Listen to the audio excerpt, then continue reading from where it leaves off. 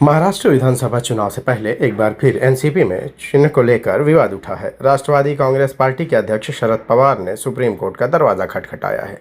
शरद पवार ने supreme court से मांग की है कि महाराष्ट्र विधानसभा चुनाव में अजित पवार के नेतृत्व वाली एनसीपी को घड़ी चिन्ह का उपयोग करने से रोकने का आदेश दिया जाए। एनसीपी एसपी प्रमुख शरद पवार ने सुप्रीम कोर्ट में दायर याचिका में यह भी कहा है कि अजित पवार गुट को नया चुनाव चिन्ह आवंटित किया जाए। इसके लिए भारत के चुनाव आयोग में आवेदन करने का निर्देश अजित पवार को देने का आग्रह किया है।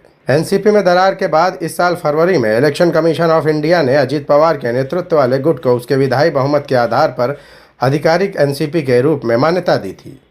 इसी के साथ चुनाव आयोग ने एनसीपी के चुनाव चिन्ह घड़ी को भी अजित पवार को ही आवंटित किया था।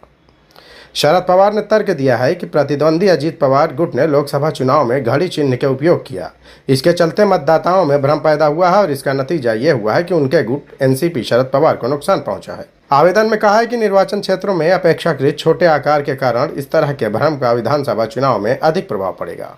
शरद पवार ने अजित पवार को मामले के लंबित होने के दौरान आगामी महाराष्ट्र विधानसभा चुनाव लड़ने की सीमित उद्देश्य के लिए एक नए चुनाव चिन्ह के लिए आवेदन करने के निर्देश देने की मांग की है।